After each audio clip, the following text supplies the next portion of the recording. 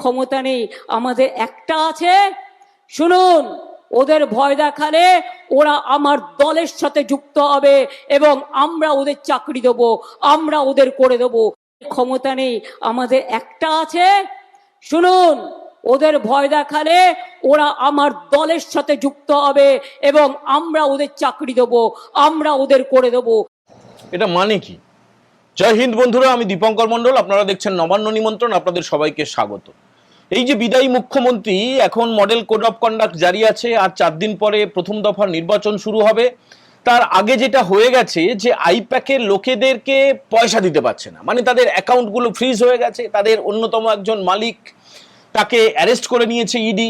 বালি পাচার, কয়লা পাচার, তৃণমূলের যত রকম দুর্নীতি, চাকরি চুরি, সমস্ত টাকাগুলো তো এই আইপ্যাকের মাধ্যমে হাওলা হয়ে বিদেশ থেকে ঘুরিয়ে এনে কালো টাকাকে সাদা করা হতো। তো সেই রাস্তাটা বন্ধ হয়ে গেছে। এবারে হয়েছিল কি, যে আইপ্যাকের নিয়োগটা কিভাবে হয়েছিল শুনুন।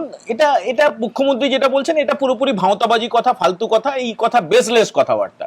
চাকরিটা দেবেন কোত্থেকে? মমতা ব্যানার্জি, আপনি ক্ষমতায় আসতে পারবেন না। 4 তারিখে যখন ফল প্রকাশ করা হবে তখন পরিষ্কার হয়ে যাবে। আর এই মডেল কোড অফ কন্ডাক্ট থাকা অবস্থায় যে চাকরি দেবো, এটা হচ্ছে মডেল কোড অফ কন্ডাক্টের ভায়োলেশন, অর্থাৎ আদর্শ আচরণ বিধির পরিপন্থী, এটা বেআইনি। আচ্ছা, ধরেও নিলাম যে মমতা ব্যানার্জি চাকরি দিতে পারেন। কোথায় চাকরি দেবেন? কেন চাকরি দেবেন? আইপ্যাক একটা বেসরকারি সংস্থা, তাদের কি অবস্থা না অবস্থা সেটা বলছি।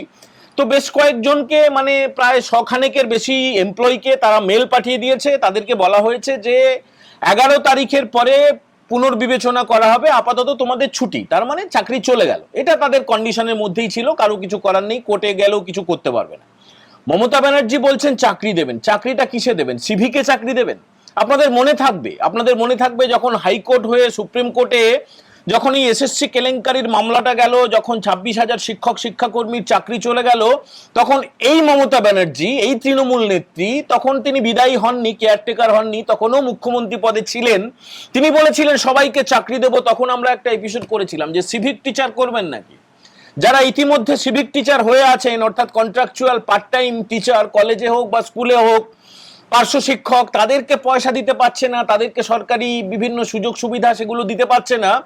আর ছাঁটাই হওয়া লোকেদেরকে নাকি চাকরি দেবে। বেআইনি পথে চাকরি পাওয়া তাদেরকে চাকরি দেবে। চুরি করে চাকরি পাওয়া, সাদা খাতা জমা দেওয়া চাকরি পাওয়া, তাদেরকে ছাঁটাই করে দিয়েছে সুপ্রিম কোর্ট। তাদেরকে চাকরি দেবেন বলেছিলেন এই মমতা ব্যানার্জি।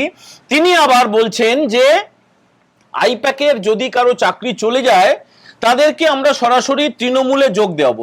এটা নিয়ে ব্যাখ্যা করব। এবারে তৃণমূলে যোগ দেওয়াবো, শুধু এখানে থেমে থাকছেন না, তিনি বলছেন আমরা চাকরি দেবো, ওই সিভিক পুলিশের চাকরি।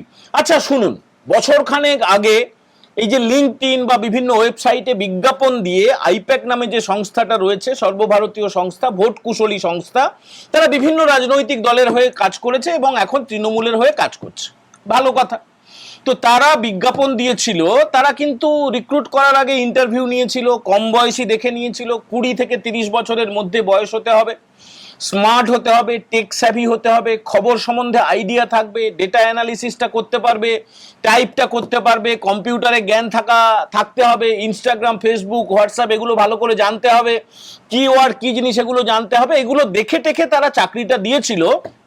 মূলত আমরা বলছি আপনাদেরকে, কলকাতা বিশ্ববিদ্যালয়, যাদবপুর বিশ্ববিদ্যালয়, প্রেসিডেন্সি বিশ্ববিদ্যালয়, এই 3টে বিশ্ববিদ্যালয়ের পাশাপাশি বেশ কিছু বেসরকারি সংস্থায় যারা পড়াশুনো করেছে, বেসরকারি সংস্থাগুলোও কিন্তু তর্কের বাইরে নেই। কিছু জায়গায় ইডি রেড করেছে, সেটা আলাদা এপিসোড, আগামীকালকে জানাবো। জালি কিছু সংস্থা আছে যারা টাকা নিয়ে তৃণমূলকে সাহায্য করছে। তো এবারে এই যে সংস্থাগুলো থেকে ঝকঝকে তকতকে কিছু স্মার্ট তরুণ তরুণী, মানে একদম যুবক যুবতী, কেউ প্রথমবারে ভোট দেবেন বা এই মাত্র লোকসভায় ভোট দিয়েছিলেন, তারপরে এবারে দ্বিতীয়বারে ভোট দেবেন, এরকম কিছু রাজ্যের যুবক যুবতীকে এবং বাইরের রাজ্য থেকেও কিছু লোককে বা কিছু ছেলে মেয়েকে চাকরি দেওয়া হয়েছিল। এর মাঝে হয়ে গেল কি, আপনারা দেখলেন যে ইডি রেড করতে যাচ্ছিল আইপ্যাকের অফিসে এবং আইপ্যাকের একজন কর্ণধার প্রতীক জৈনের বাড়িতে। এই বছরের শুরুতে 8ই জানুয়ারি সেখানে মমতা ব্যানার্জি পৌঁছে গেলেন, ফাইল ছিনতাই করে নিয়ে চলে এলেন, সেটা মামলা চলছে। তারপরে দেখা গেল যে ইডি তাদের যে কর্ণধার প্রতীক জৈন সহ এই বিনেশ চান্ডেল সহ আরো যারা যারা রয়েছে, ঋষিরাজ সহ, তাদেরকে ডাক পাঠালো। পিকে বলে একজন ছিল, তিনি চলে গেছিলেন বিহারে ভোট লড়তে, তো তিনি এখন আর নেই। আর বাকি 3 জনকে যখন ইডি ডেকে পাঠালো, তার মধ্যে 2 জন চলে গেল দিল্লি হাইকোর্টে, সেখানে তারা রক্ষা কবচ চাইলো। আর যাকে অ্যারেস্ট করা হয়েছে তিনি রক্ষা কবচ পাননি, তিনি এখন গরাদের আড়ালে রয়েছেন, তাকে ভালো করে ট্রিটমেন্ট করছে ইডি। তার মুখ থেকে কিছু কথা বার করার চেষ্টা করা হচ্ছে, প্রমাণ বার করার চেষ্টা করা হচ্ছে। কিছু প্রমাণ তো রয়েছে, এবং ক্যামাক স্ট্রিট কালীঘাট পর্যন্ত কিভাবে পৌঁছানো যায় সেই প্রমাণগুলো নেওয়া হচ্ছে। এইবারে ইডির নিয়ম হচ্ছে পিএমএলএ অ্যাক্টে কাউকে অ্যারেস্ট করা হলে এর আগে যতজন, আপনারা বলবেন যে ভাই সব জামিন হয়ে গেছে, যতজন অ্যারেস্ট হয়েছিল, যারা জামিন পেয়ে গেছে, সে পার্থ চ্যাটার্জি হতে পারে, সেটা মানিক ভট্টাচার্য হতে পারে, সেটা কল্যাণময় গাঙ্গুলি হতে পারে, মানে এসএসসির কেসগুলোর কথা বলছি, প্রত্যেকের কিন্তু ব্যাংক অ্যাকাউন্ট সিজ হয়ে গেছে। মানে যে পাপের টাকা, চুরির টাকা, শোষণ করা টাকা, রক্ত উৎপাদক ভ্যাম্পায়ারের মতো চুষে খাওয়া টাকা, মানুষের চোখের জলের টাকা, দীর্ঘশ্বাসের টাকা, সেই টাকাগুলো নেওয়ার পরে যে ব্যাংক অ্যাকাউন্টে রাখা হয়েছিল, সেই ব্যাংক অ্যাকাউন্টগুলো ফ্রিজ করে দিয়েছে ইডি। আইপ্যাকেরও একই অবস্থা হয়েছে। আইপ্যাকে এবারে যে রিক্রুটমেন্টটা হয়েছে তৃণমূলের হয়ে কাজ করার জন্য গোটা রাজ্যে বিভিন্ন জেলায় জেলায়, পয়সা তো দিতে পারবে না, সেটা আবার একটা হই হুল্লোড় হবে, তারা চলে যাবে কোর্টে। এবারে মরার ওপরে খাড়ার ঘা, একদিকে কেস চলছে কয়লা পাচারের, কয়লা কেলেঙ্কারির, তার উপরে আবার যদি চিটিংবাজির কেসগুলো হয় তখন আরেকটা সর্বনাশ হবে।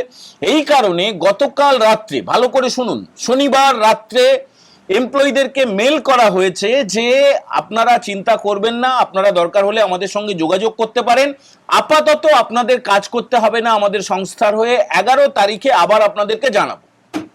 4 তারিখে ফল প্রকাশ হয়ে যাবে, তো 11 তারিখে জানাবে। মানে বেশ, আমরা বলছি না যে আইপ্যাকের দপ্তরে তালা পড়ে গেছে, আইপ্যাক তৃণমূলের হয়ে কাজ করা বন্ধ করে দিয়েছে, তা না। এই যে বাড়তি ঝকঝকে তকতকে তরুণ তরুণীদেরকে, যুবক যুবতীদেরকে চাকরি দেওয়া হয়েছিল, তাদেরকে বলা হয়েছে তোমাদেরকে এখন আর কাজ করতে হবে না। তো সেই পরিপ্রেক্ষিতে আজকে তারকেশ্বরে বিদায়ী মুখ্যমন্ত্রী, কেয়ারটেকার সরকারের মুখ্যমন্ত্রী মমতা ব্যানার্জি, তৃণমূল নেত্রী, তিনি হুগলির তারকেশ্বরে বক্তৃতার ফাঁকে হঠাৎ করে বলে বসলেন, প্রথমে যেটা শুনলেন, যেটা দিয়ে আমরা ভিডিওটা শুরু করলাম, যে আমরা তৃণমূলে ওদেরকে নিয়ে নেব, আমরা ওদেরকে চাকরি দিয়ে দেবো। চাকরি মানে সিভিক চাকরি দেবে। এবারে তৃণমূলে শুনুন, এরা কিন্তু কোনোভাবে তৃণমূলের মতাদর্শের লোক নয়, বেশিরভাগই হয় এসএফআই করা, অথবা এবিভিপি করা, অথবা একদম ঝকঝকে তকতকে তারা বড় চাকরি পাওয়ার আগে একটা ফাটকা চাকরি পাবে, সেই আশায়, একটা বাড়তি আয়ের আশায় তারা এই চাকরিটা করেছিল। তারা কেউ তৃণমূলে আসবে না। আপনাদের মাঝে মধ্যে বলি না যে আইপ্যাকের মধ্যেও আমাদের পরিচিত 2-1 জন রয়েছে, এই যে এরা, যারা প্রেসিডেন্সির ছাত্র, যারা যাদবপুরের ছাত্র, যারা ক্যালকাটা ইউনিভার্সিটির ছাত্র, তারা আইপ্যাকে চাকরি করার পাশাপাশি তাদের তো জীবন রয়েছে, তাদের তো সমাজ জীবন রয়েছে, তাদের কারো কারো সঙ্গে আমাদের যোগাযোগ রয়েছে। সেখান থেকে মাঝে মধ্যে টুকটাক আমরা যে খবরগুলো পাই সেগুলো আপনাদের বলি, মাঝে মাঝে ক্রস ভেরিফিকেশনের জন্য দরকার হয়। তো সেটাই হচ্ছে ব্যাপার। এবারে মুখ্যমন্ত্রী যেটা বলছেন, এটা পুরোপুরি ভাঁওতাবাজি কথা। যে কথাটা তিনি 5 বছর আগে নন্দীগ্রামে গিয়ে ভাঁওতাটা দিয়ে এসেছিলেন, যে হলদি নদীর ওপরে তিনি ব্রিজ করে দেবেন, মানে হলদিয়া আর নন্দীগ্রামের মাঝখানে রয়েছে হলদি নদী, তার উপরে ব্রিজ করে দেবেন। 5 বছর হয়ে গেছে তিনি নন্দীগ্রামে যাননি, আর তার ব্রিজেরও দেখা নেই। 5 বছর হয়ে গেছে। আজকে তার ভাইপো, তার ভ্রাতুষ্পুত্র না অন্য কিছু আমরা জানি না, আপনারা অনেকে অনেক কিছু বলেন, অভিষেক বন্দ্যোপাধ্যায় ডায়মন্ড হারবারের সাংসদ, তিনি নন্দীগ্রামে প্রচারে গিয়েছিলেন। তিনি বললেন যে ক্ষমতায় এলে, নন্দীগ্রামে জিতলে 50 দিনের মধ্যে নাকি যে ব্রিজটা তার পিসি বলে এসেছিলেন করবেন, সেটা তিনি 50 দিনে করে ফেলবেন। ভাবুন, 50 দিনে তিনি করবেন। 5 বছরে যে ব্রিজটা হলো না, সেটা তিনি 50 দিনে করবেন। আর মমতা ব্যানার্জি বললেন যে অভিষেকের সঙ্গে আমার কথা হয়ে গেছে, আমরা ওদেরকে তৃণমূলে নিয়ে নেব, আর ওদেরকে চাকরিও দিয়ে দেবো। কোনো কথার কোনো বেস নেই।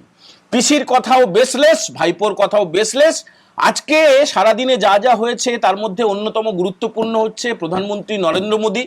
আগের এপিসোডে আমরা বলেছি যে 29 তারিখের মধ্যে যত ফেরেববাজ, দুষ্কৃতী, তোলামুলি রয়েছে, যারা চুরি করেছে, ধর্ষণ করেছে, দুষ্কৃতী, তাদেরকে বলেছেন প্রধানমন্ত্রী যে 29 তারিখের মধ্যে তোমরা লোকাল থানায় গিয়ে সারেন্ডার করে দাও, লোকাল থানায় গিয়ে সারেন্ডার করে দাও, না হলে 4 তারিখের পরে কোনো বাবা নেই তোমাদেরকে বাঁচাবে।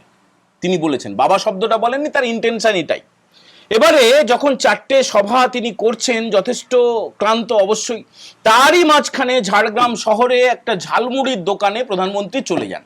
সেখানে গিয়ে তিনি জিজ্ঞেস করেন ঝালমুড়ি কত করে। দোকানদার বলেন যে 10 টাকা আছে, 20 টাকা আছে, আপনি যেটা চাইবেন সেটাই, তবে টাকা নেব না। প্রধানমন্ত্রী জোর করে তাকে 10 টাকা দেন।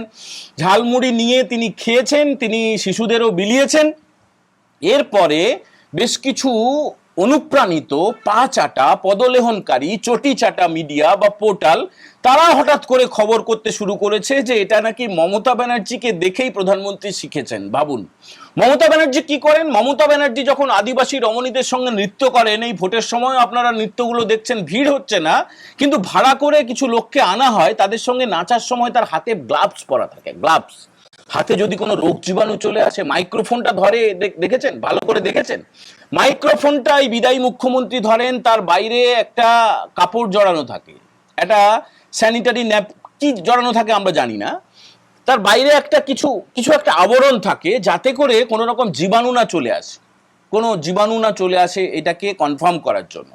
তো সেই মুখ্যমন্ত্রী করবেন, হ্যাঁ এটা করেন ঠিকই, তিনি বিভিন্ন জায়গায় গিয়ে তিনি নাকি চা রান্না করেন, তিনি নাকি মোমো রান্না করেন, গিয়ে খুন্তি টুন্তি নাড়েন, কিন্তু কিছু খান না। প্রধানমন্ত্রী নরেন্দ্র মোদী একদম সাধারণ একটা গুমটিতে গিয়ে সেখানে সেই ঠোঙায় বানানো ঝালমুড়ি খেয়েছেন। সেটা থেকে তৃণমূলের অনুপ্রাণিত যে গণমাধ্যমগুলো রয়েছে, টিভি চ্যানেল রয়েছে, তারা হঠাৎ করে খবর করছে যে মমতা ব্যানার্জিকে টুকলি করলেন প্রধানমন্ত্রী। ভাবুন भाई, हमें अपना जाल मूली खिलाओ। हाँ, कितने का होता है आपका जाल मूली? आप कितने का नहीं नहीं, अच्छे वाला कितने का होता है? 10 पीस है। हाँ, जो भी है बना दो। हाँ धान थोड़ी खाएगा। हाँ धान हाँ, खाएंगे, बिल्कुल खाएंगे। तो कितना, 10 रुपए देना है? दुकान में आए सर, हाँ, 10 रुपए देना है। नहीं भाई, ऐसा नहीं। हाँ सर प्याज खाते हैं आप? हाँ, आप प्याज खाते हैं, दिमाग नहीं खाते बस। বন্ধুরা, আপনাদের কি মনে হয়, মুখ্যমন্ত্রীকে নকল করলেন প্রধানমন্ত্রী নরেন্দ্র মোদী? আপনাদের মন্তব্য অবশ্যই আপনারা করে জানাবেন। যদি মনে করেন হ্যাঁ নকল করেছেন, জানাবেন। যদি মনে করেন যে মুখ্যমন্ত্রীর ওই নাটকে, মুখ্যমন্ত্রীর ওই দূরত্ব বজায় রেখে শুধুমাত্র লোক দেখানোর জন্য যে যাত্রাপাটিটা করেন, সেটাকে বা প্রধানমন্ত্রী কেন নকল করতে যাবেন? প্রধানমন্ত্রী মন থেকে গেছেন। তিনি এর আগেও আপনারা দেখেছেন কেরলে, আসামে, তামিলনাড়ুতে একদম ভিড়ের মধ্যে চলে গেছেন, একদম খালি হাতে খুব মন দিয়ে হ্যান্ডশেক করেছেন সবার সঙ্গে। তাহলে সেগুলো কি? বন্ধুরা, যারা প্রথমবার দেখছেন নবান্ন নিমন্ত্রণ চ্যানেলটা, তারা অবশ্যই সাবস্ক্রাইব করতে ভুলবেন না, বেল বাটনে প্রেস করে দেবেন। সবাই ভালো থাকবেন। আপনাদের কমেন্ট, লাইক, শেয়ার, এটাই আমাদের চলার পথের একমাত্র অনুপ্রেরণা। আজকের মতো এই এপিসোড আমরা এখানেই ইতি করলাম। জয় হিন্দ, বন্দে মাতারাম।